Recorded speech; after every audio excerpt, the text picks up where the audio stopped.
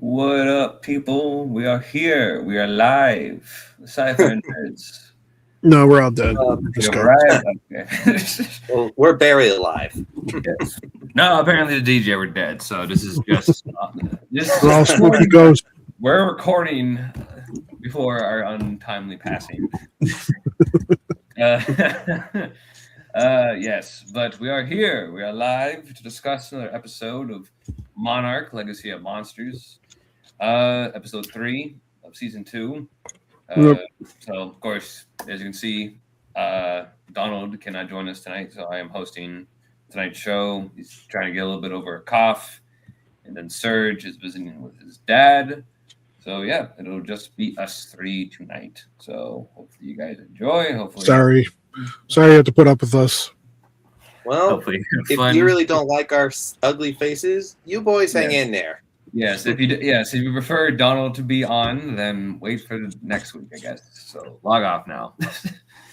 Or go to a previous video, get a screenshot, and just lay it over us. Hey, That's what there we you go, exactly. That works. But yes. So yeah, I was thinking though before we discuss Monarch, we could probably just kind of talk about how we're doing. DJ, how you doing, man?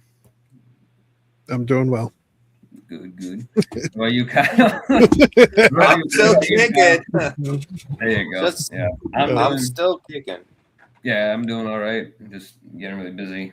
Yeah. But, such is life. But yeah.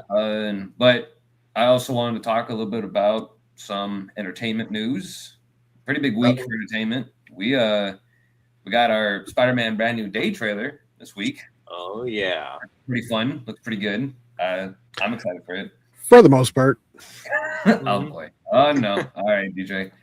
Let's Okay, so it's supposed to be a couple years after the events of No Way Home. No Way Home. Yeah. And he's still pining over his friends.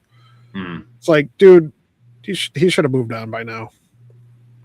Like, he made the sacrifice. He needs to live up to it, and it doesn't. I mean, he's positioning himself to be creepy around them.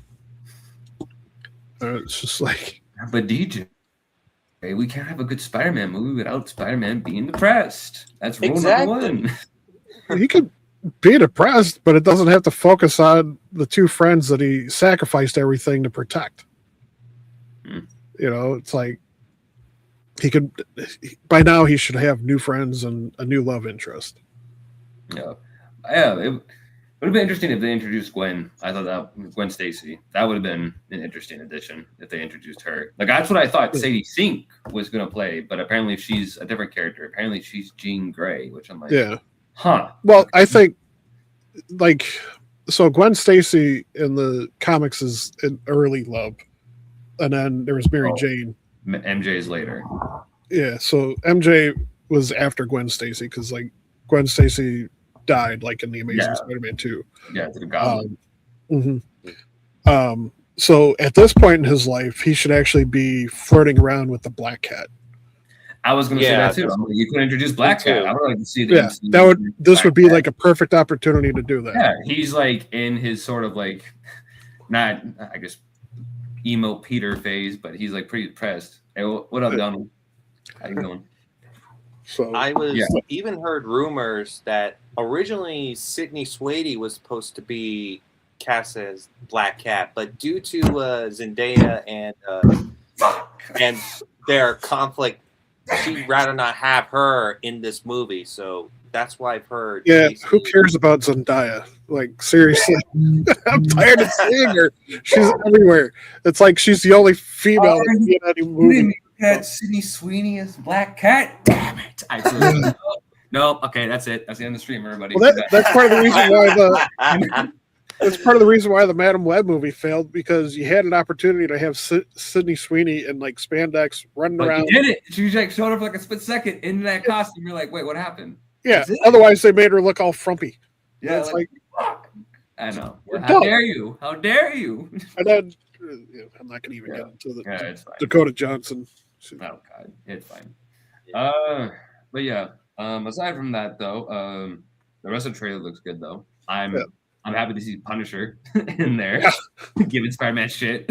Yeah, Hilarious. Yeah. I love too when he's about to say like and he gets the web in his face. I was like, all right, I'm looking forward to that. I'm looking forward to their banter. That's gonna be pretty good. He's got the hand fighting him. And that's interesting. Was expecting him to show up. You got Scorpion finally showing up after that Homecoming end credit scene from like 2017. What the hell? Yes, I was like, yes, finally, Scorpion making his first live action debut. This was like all the moment we've been waiting for. Yeah, and then we got Spider-Man. This version of Spider-Man having organic webbing, like Tobey Maguire.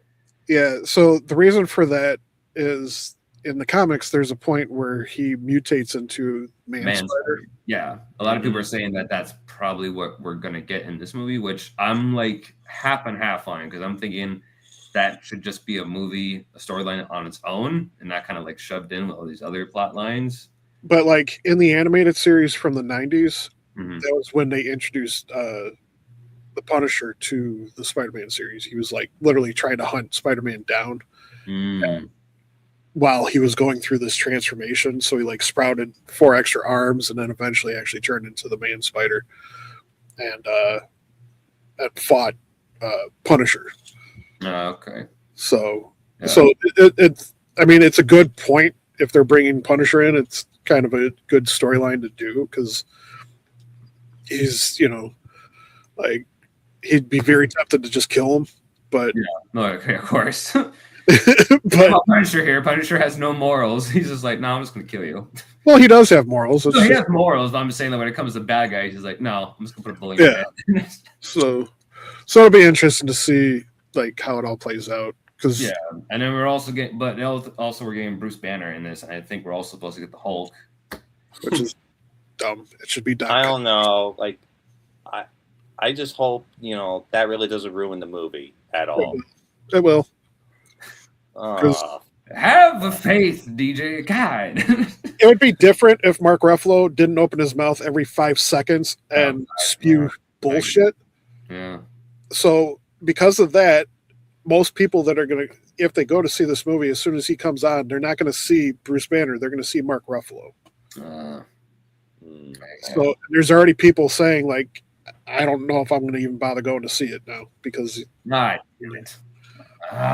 great. So like I'm even though despite I don't like him and he's in it, I'm still planning on seeing it because I want to. I like this version of Spider-Man. I like what they've been doing with it so far. I think that it should have been Doc Connors. That would have been cool. Ooh, introduced a lizard in this movie? Oh, that would have been amazing. Well, they wouldn't even have to introduce the lizard, but to at least have him up to it. Yeah, that would be cool. Yeah, because that's who Peter Parker normally goes to. Yeah, it's the doc. Yeah, Dr. So, okay, I can understand that. Yeah. I do kind of wish that they brought in a bit more Spider-Man characters instead of just bringing characters to MCU. Like Punisher, I'm totally okay with because again, I want to see them back and forth, and John Bernthal is fantastic. Even in the comics, the Punisher, the first time he showed up was to fight Spider-Man. Yeah, that's true. It makes sense with Spider-Man because Spider-Man is a street level hero, so of course Punisher like fits in that world. Which also interesting thing too is that in that final shot with Spider-Man like leaping towards the hand, I think we have like another No Way Home situation where there's characters possibly that were CGI'd out.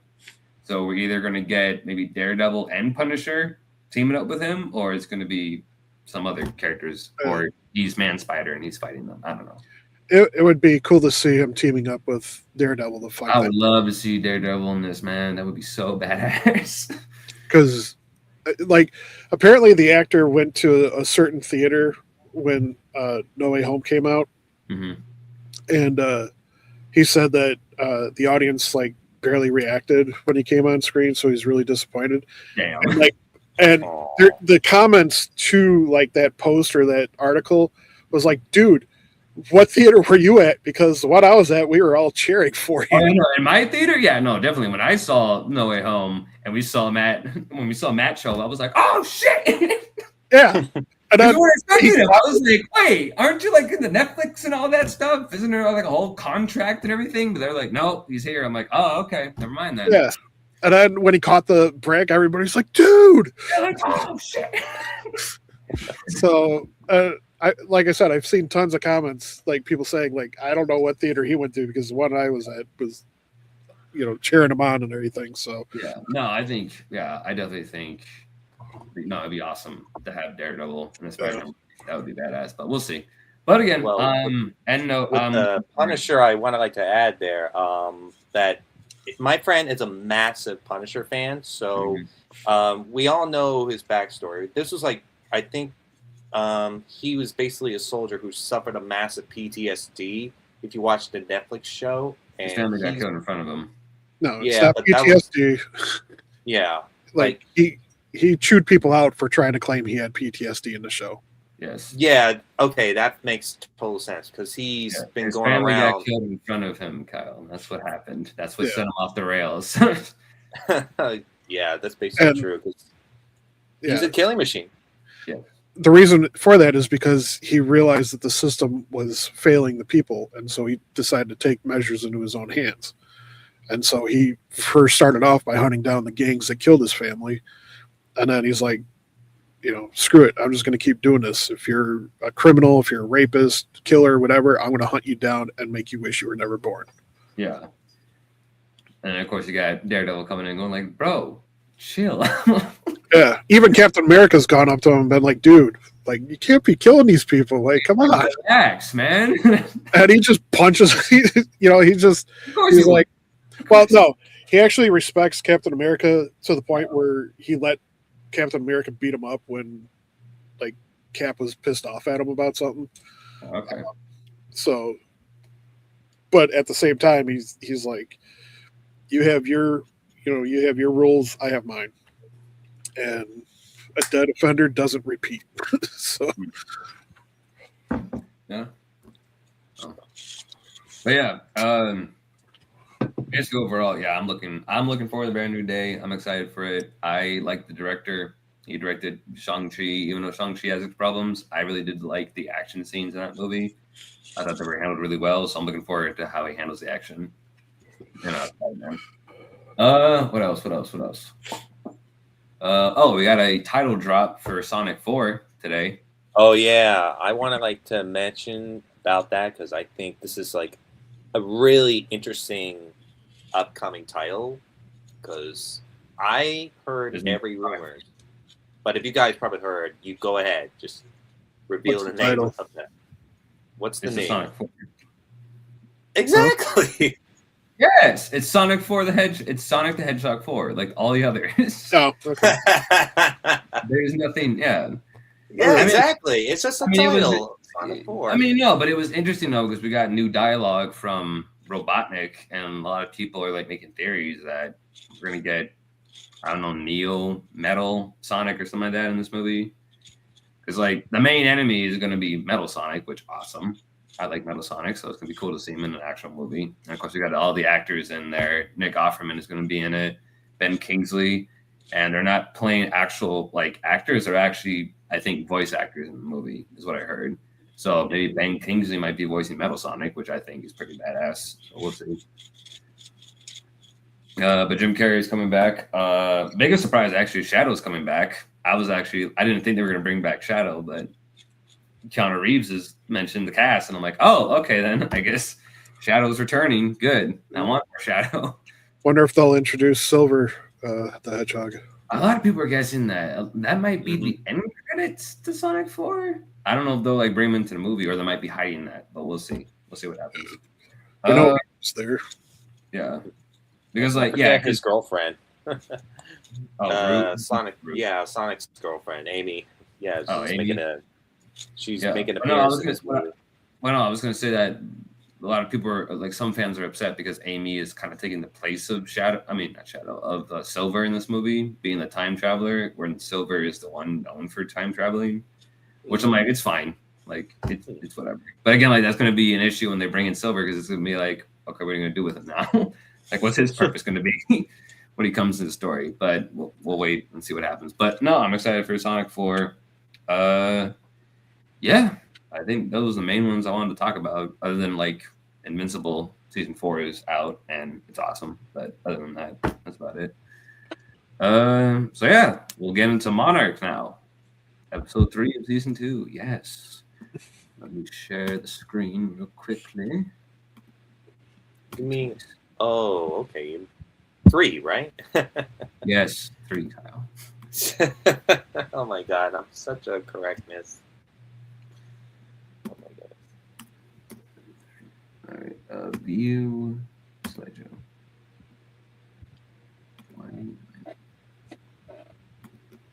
Hang on.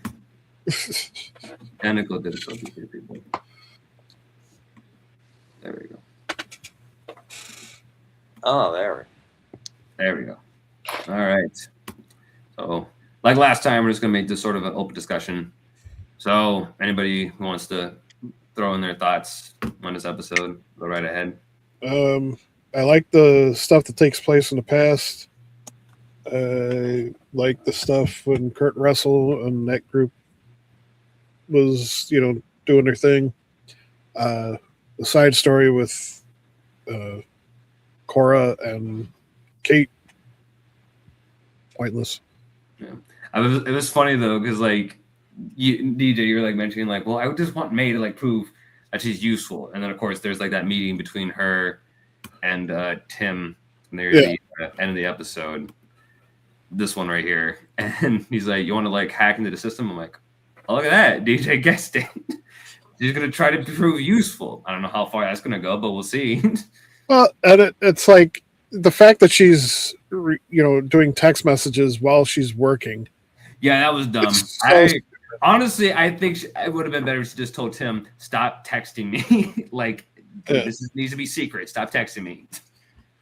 Yeah, like I'll talk to you later or something like that. Yeah, exactly. But like, don't text him like a full message. Just say like, talk later. Like, dude, I'm in the facility. I'm gonna get caught if we're texting with each other.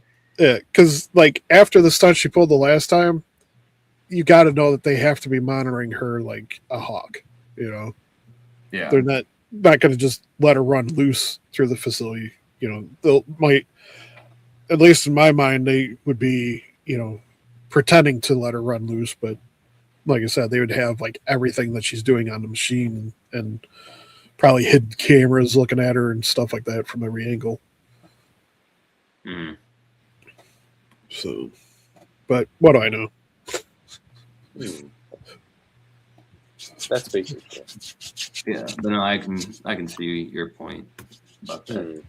It's basically interesting what you mentioned, DJ. It's like I think she's basically the greatest, solution to find out what Apex is doing in their facility, and as they're trying to trying to take over and stop every Titan. I feel like this is like before Mechagodzilla, as we all know.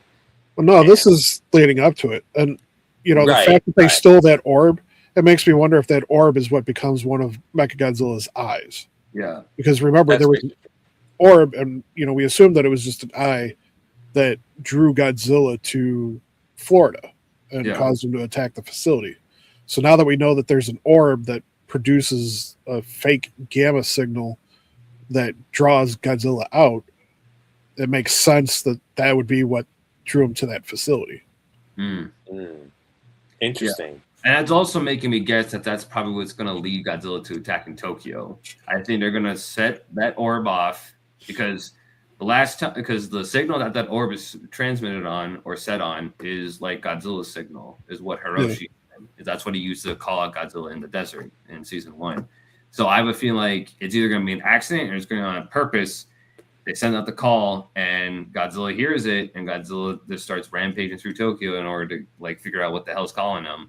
And I think that causes them to attack, which gives them the permission to go ahead and finish completing Mechagodzilla. Yeah, because that'll give them the leverage, being like, see, Godzilla's not on our side. He's attacking us. Like, he's aggressive, and they're the ones causing strength. Yeah, like they're trying to frame them. Yeah, so I think that's my theory. I'm not sure when we're gonna get Godzilla showing up, because I was guessing that Godzilla was going to show up at the very end of this episode, and I was going to leave us on a cliffhanger, but he did not show up. So guessing he's going to show up in episode 4 at the very end, and then episode 5 is going to be him attacking, or episode 5 is just going to be the full rampage scene. Well, I think we don't know, but we'll find out once the series progresses. That's what I'm saying, Kyle. I'm saying we don't know yet. I'm guessing. Listen to me. You do hear me. I hear you. You understand the words that are coming out of his mouth. Exactly. Listen. No, I'm kidding. But yeah. So apart from that, what can we talk about now? I guess we could get all the plot points that we were just about. So we had Kate's little thing. Oh, woe is me! I unleashed the Titan. I can't tell anybody because I screwed up. I'm the destroyer of the world. I'm bringing the end of the world. So I'm going to go get drunk and hit random sex or whatever. Or try to. You have random sex though. Well, I mean that's what she was aiming for. It seemed like. Then the news came out that Titan X was out, and so everybody was like, "Oh shit, it's another Titan that's released." So everybody was freaking out, but she's just like, "No, like whatever, it's fine," which makes sense because at this point she's just completely like blaming herself for everything, and she's like in such a depressive mode.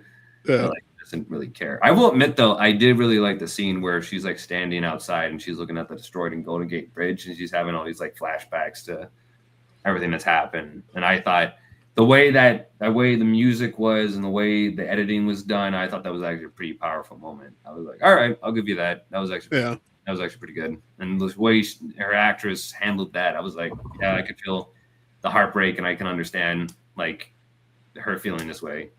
Like especially like having these feelings towards the kaiju themselves or the Titans, especially with like Godzilla roaring and Kong showing up in her flashbacks. I was like, all right. So she even thinks that she even feels bad a little bit for, I guess, like Godzilla and Kong, because she feels like this new Titans is going to cause more havoc and like more like responsibility for them to take care of. I guess I don't know, but I enjoyed that. I like that scene. Like the overall plot with her, I was like, like it's fine.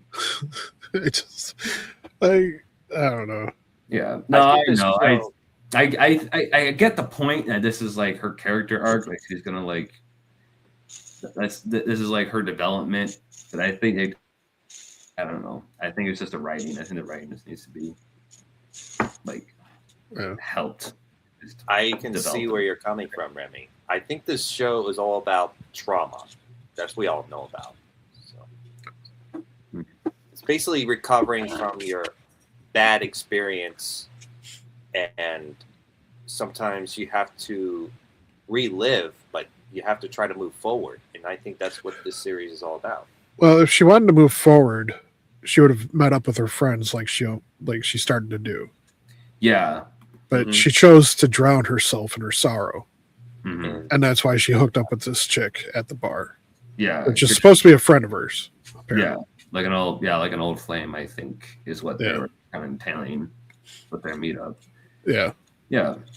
Which I think also her not going to meet up with her friends, I think also kind of shows, which I think is pretty realistic because people have a tendency to sort of slip into their own habits. And I feel like it just kind of shows it. And that kind of makes her feel a bit more human, I feel like, because she just makes that mistake of just going like, no, I'm not ready to move on yet, and still like lingering in the past. Yeah.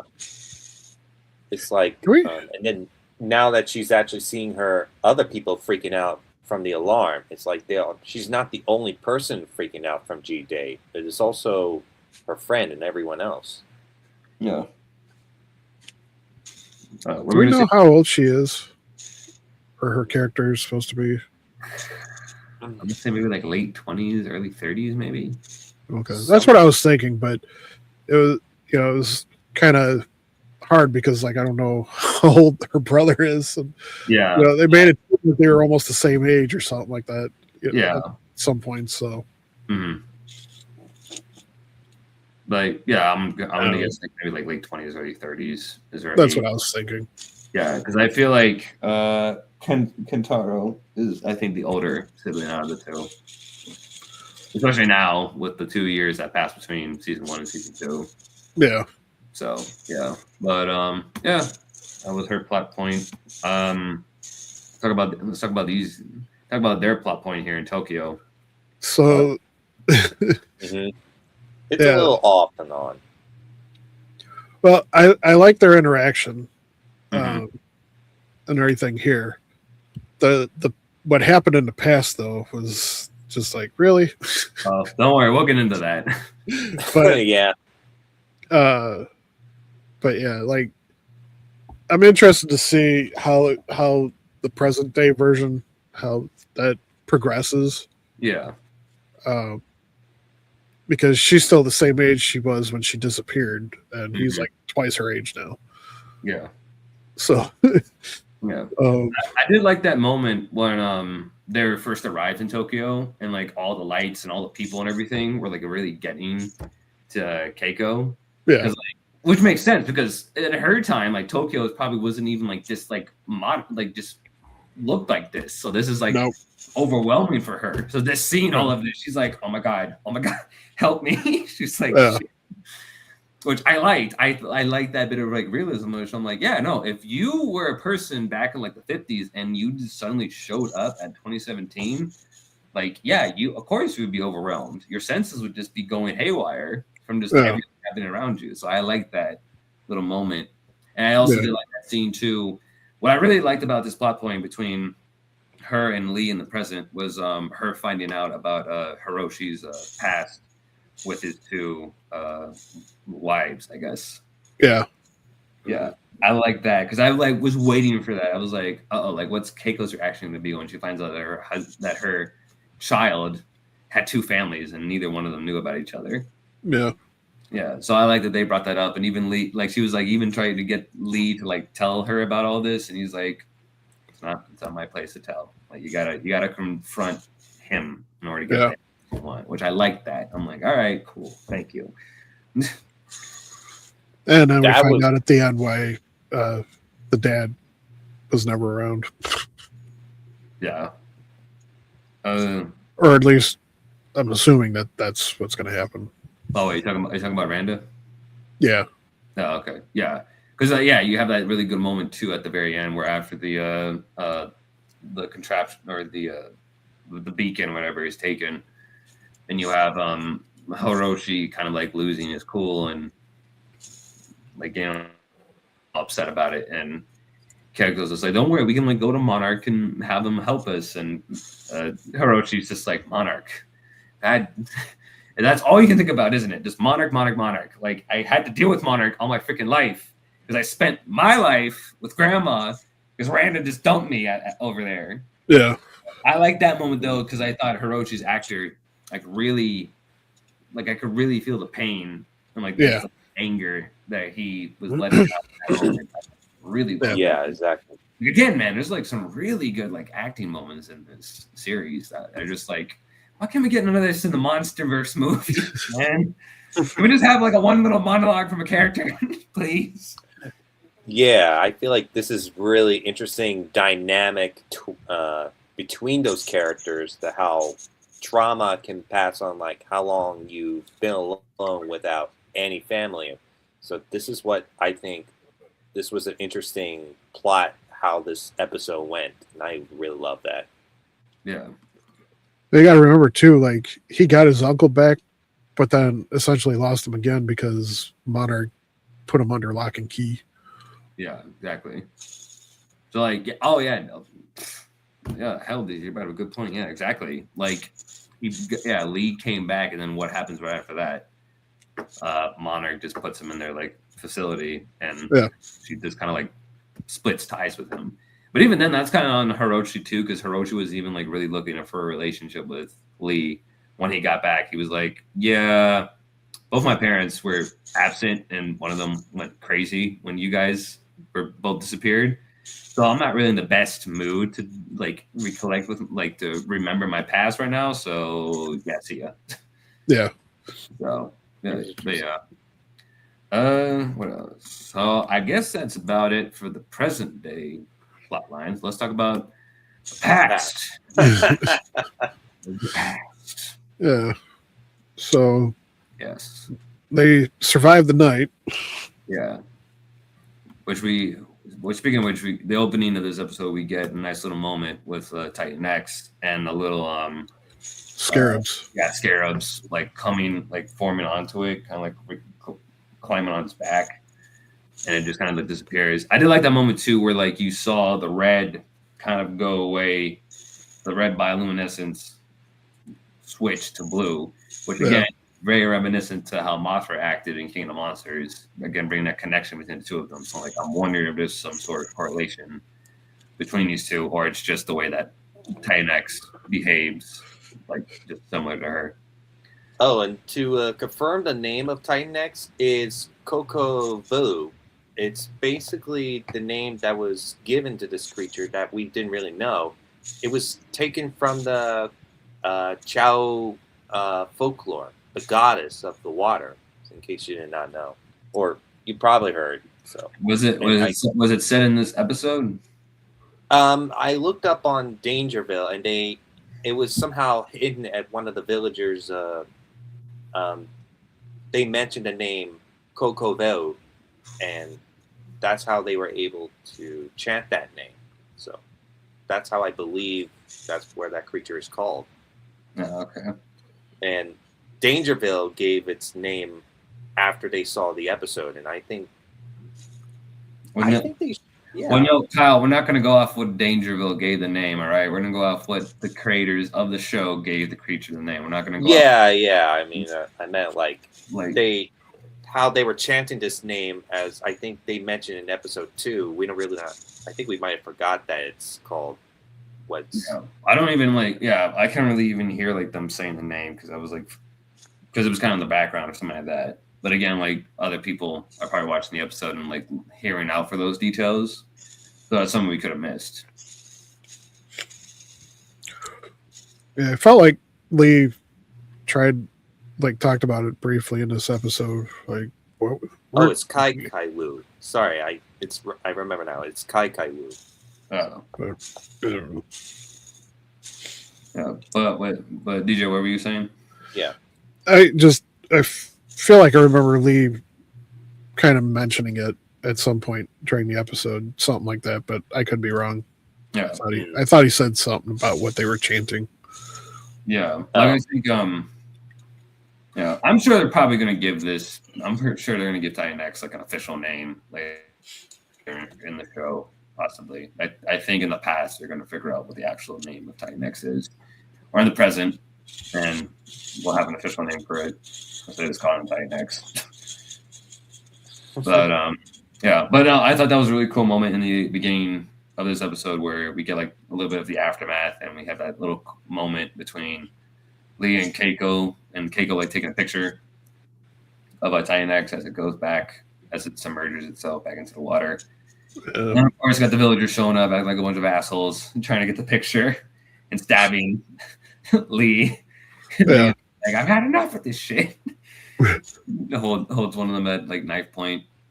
I also like the moment too where they were both hiding, and like two of the villagers were like about to find them, but they got called away, and then you had the woman that was helping them, or that they were like connected with in episode 2.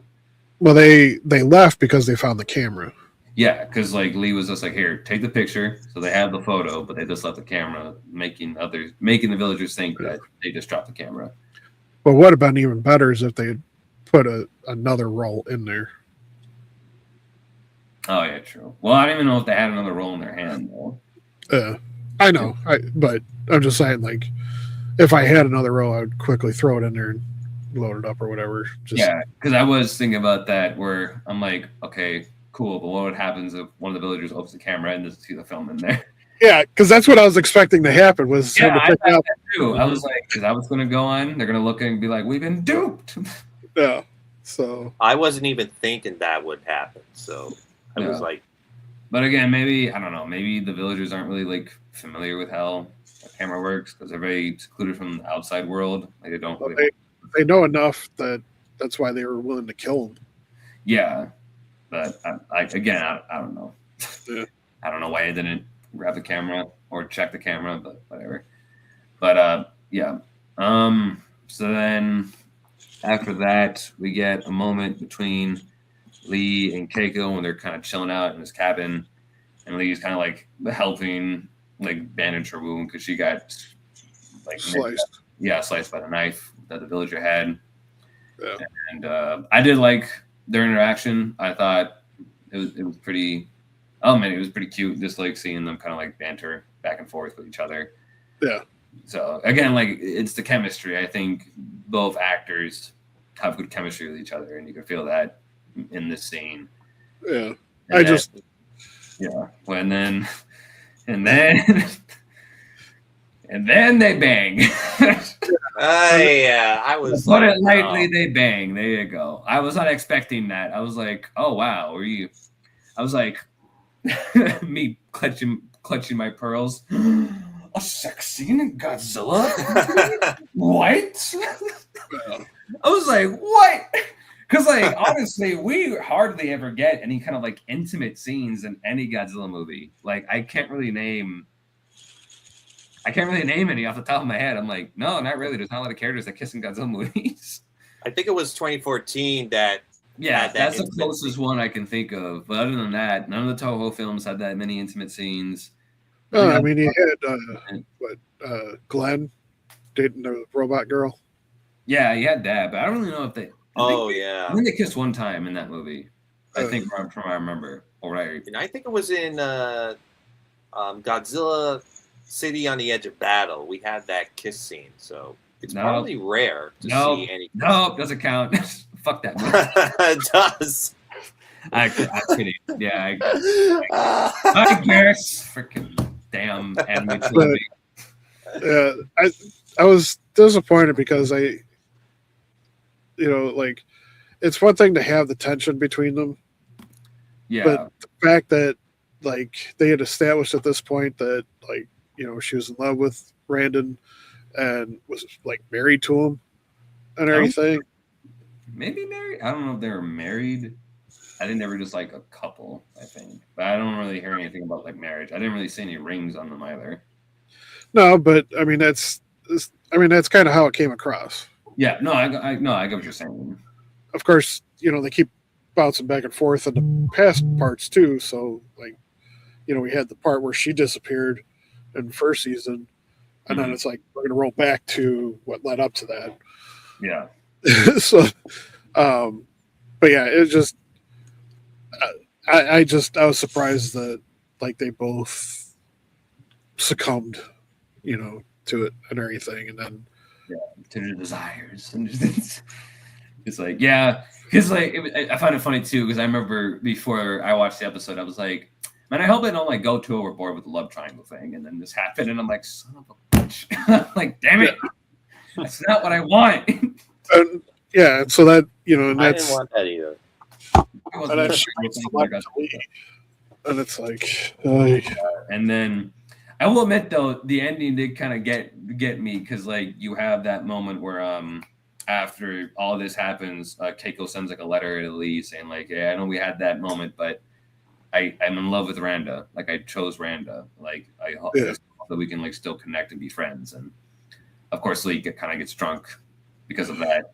But then in a later flashback, Randa is chilling out with Hiroshi when he's a kid, and Randa finds a letter, but he doesn't open it because then that's when the episode ends on a cliffhanger. And I admit it, I was like, oh God, oh no. What's going to happen? And that's why I'm saying, I'm assuming that he opens it, reads it, and that's what leads him to just essentially abandoning Hiroshi. Yeah, I'm thinking that too. Exclusively on hunting the monsters. Yeah, because I think him looking at Hiroshi, I think just reminds him of Keiko and probably what she did, and he's just like, nope, I'm not dealing with that. Go with the grandma. I'm gonna go chase a kaiju. So it's probably it's probably what's gonna happen in episode 4. So I'm interested to see the aftermath of that and if that really is the cause for the split between Randa and Hiroshi. So we shall see. What else? I also did like that little like exchange where Randa comes back on the boat like after the night passes. Randa returns and him and Keiko are like hugging and everything, and like Randus is like, "Are you okay? Like everything all right?" And Keiko's like wanting to tell him what happened, but like, nope, I'm not gonna say it. And she's like, "Yeah, no, yeah, no, I'm totally okay. Everything's fine." Like, yeah, of course. It's like super panicky, and Lee's in the background is like, "Oh shit." Well, so, but yeah. What else? What about that red monarch that we saw in the profiles where May was looking into from Apex? What are you talking about? I think May was looking. Yeah, the scene where May was hacking into the computer and like looking through the files of Apex's list of things to. They mentioned Mothra in New York, which was like, dude, you're mentioning Mothra in this show? Because this was like, this is impossible. Like, we don't usually hear she's in New York. And then later, then she scrolls down and we see Red Monarch. If you like, probably remember the scene where on the computer where May was, you probably would notice Red Monarch is probably like the total opposite of Monarch. They're probably like the Russians. This is what I'm hearing. So Red Monarch, they're probably going to be using it. I don't know. I don't remember that part. Like so yeah, I saw the list and Mothra wasn't even like. I think this was like right before King of the Monsters, but she's been like reborn like so many times. Like she's immortal, so she cannot die. So and New York, like this is like been like I don't know, like a long time since we had a New York City attack in a Godzilla movie, basically the '98, which I'm not really going to be talking about. In King of the Monsters, she was in the larval stage. She was in China when they found her in King of the Monsters. It was so weird to see that they would mention her Japanese name in New York, which is like she was in China. Like, how could she be in New York? Which is kind of a little bit of like confusing plot, which I don't really get. And Red Monarch, which I'm hoping, we might get like another series. They basically focusing on like the Soviet unit controlling the Titans. That's what everyone's talking about, and perhaps Tiamat might make an appearance in the show soon, which I'm definitely hoping that she will make an appearance. Like, I wanted to focus on the comic book version of it in live action before she absorbed the pink radiation in the New Empire. So I'm hoping that we get to see that too. Let me see. Qualification return point.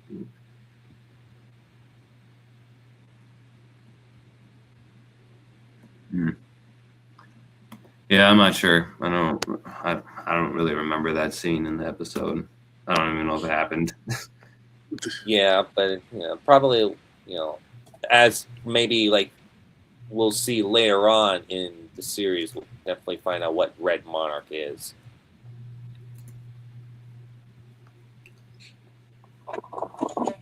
Hang on. Episode 3, Red Monarch.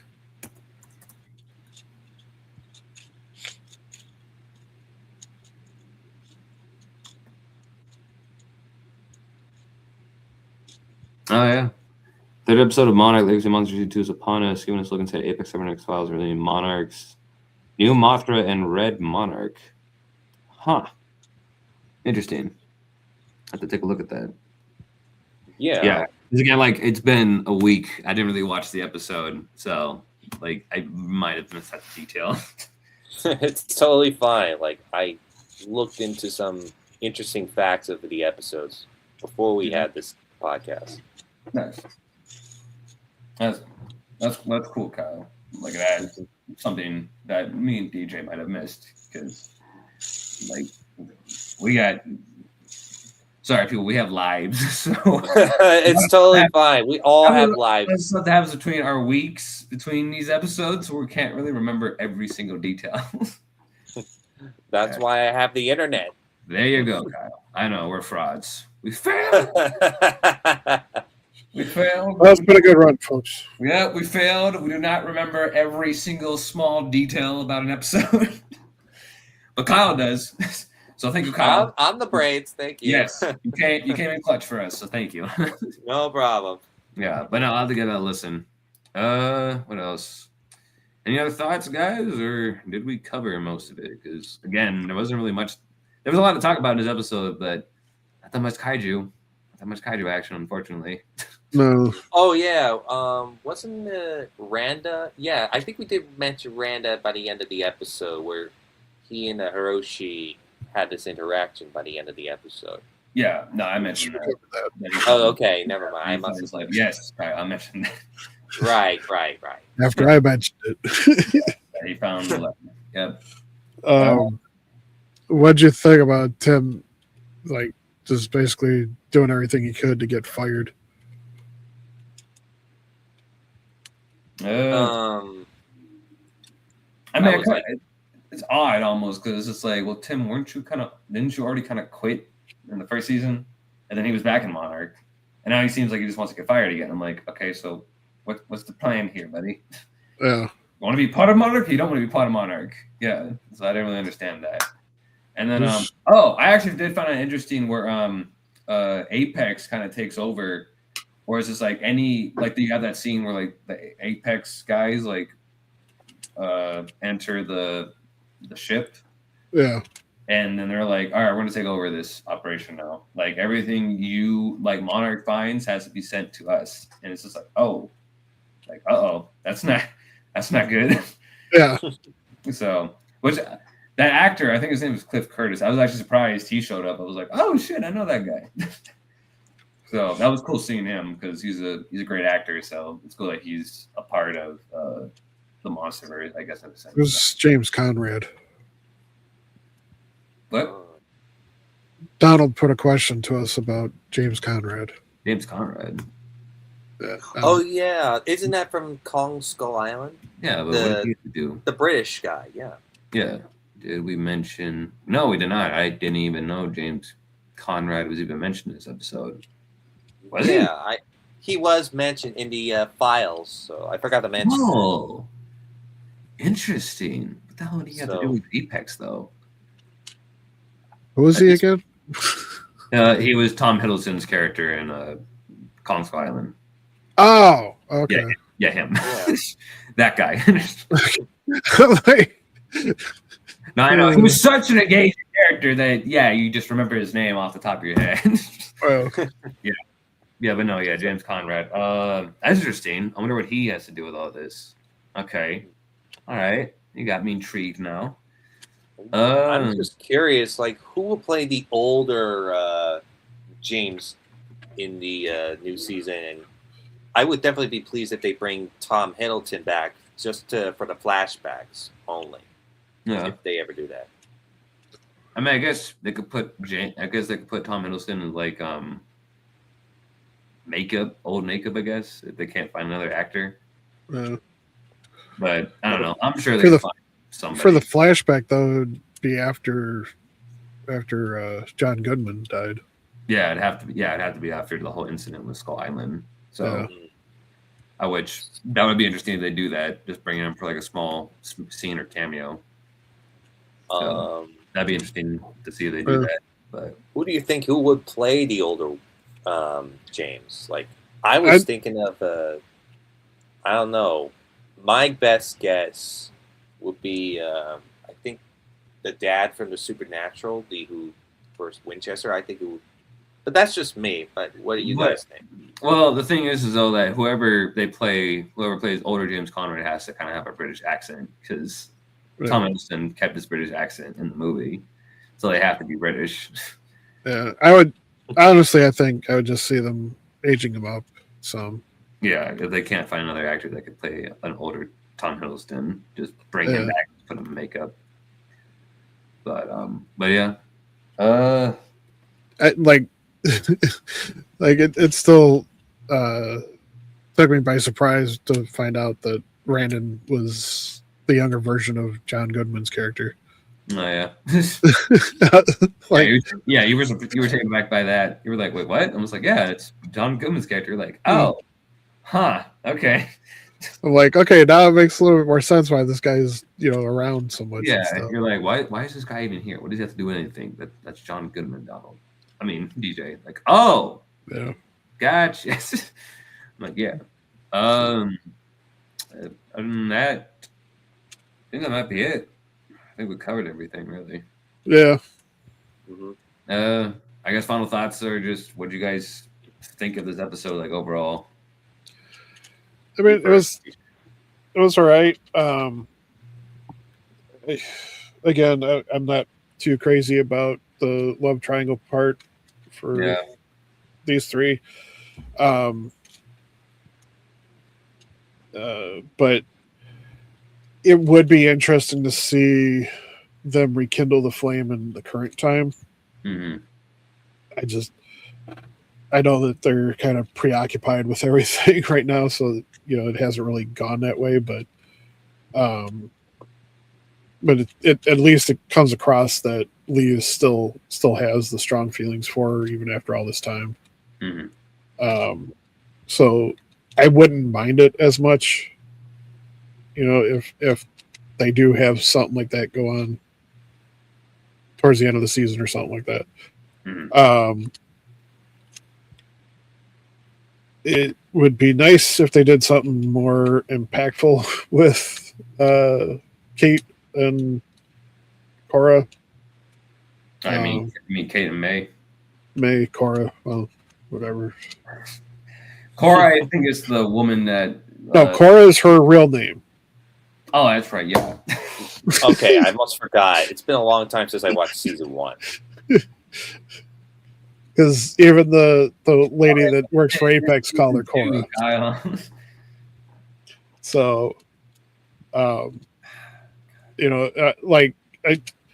again, for her being so smart, she's doing stupid stuff. And like I said, I can't imagine that Apex would just by all means, just come in and we'll give you full access. Word for it when she just says, "Yeah, I'll never do something like that ever again." Like I would have been like, "Okay, cool. I'm not gonna."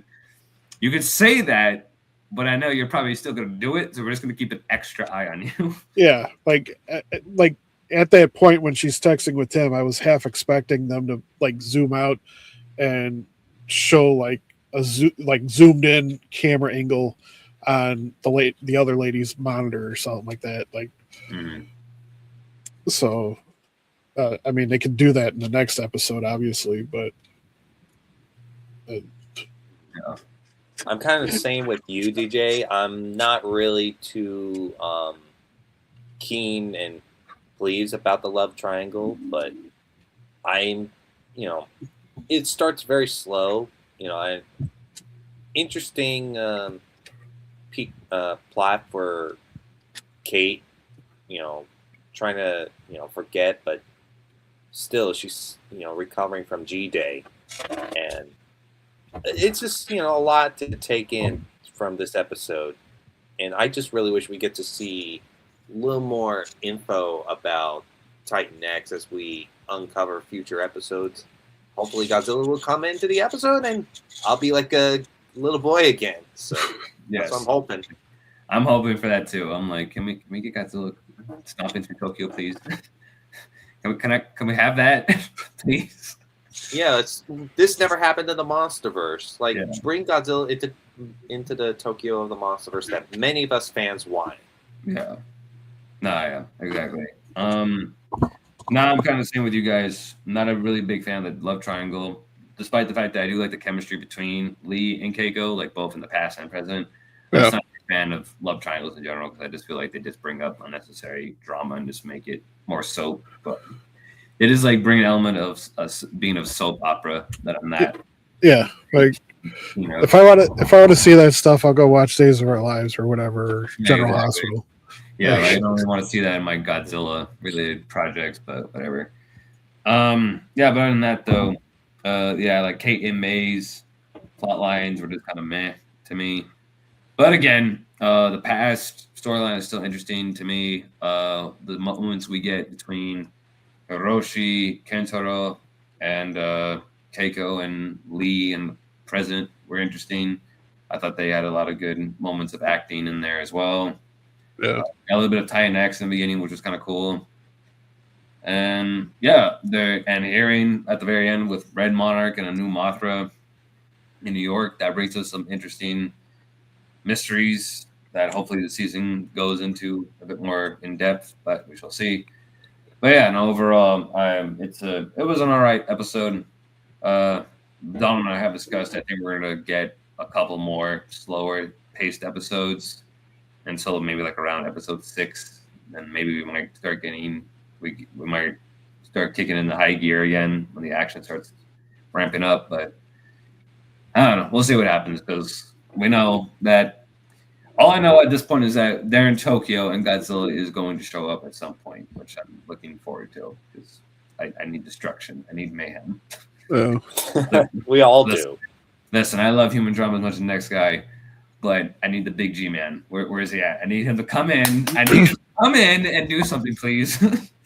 Well, and again, going back to like what I was saying at the beginning with the orb in Florida and stuff, with Apex's technology and stuff, I imagine that they'd be able to quickly replicate that thing multiple times. Oh yeah, yeah.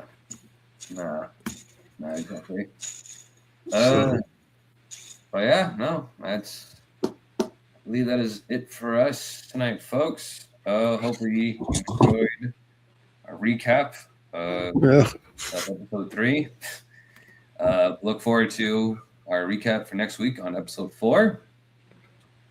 Hopefully Donald and Serge can join us for that one.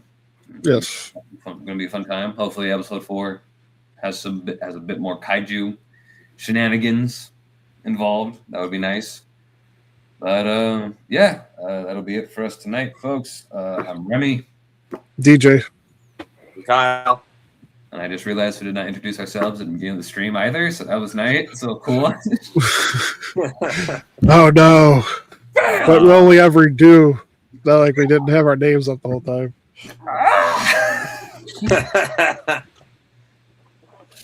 We failed. I'm fired. Good job, Remy. You're really good at this.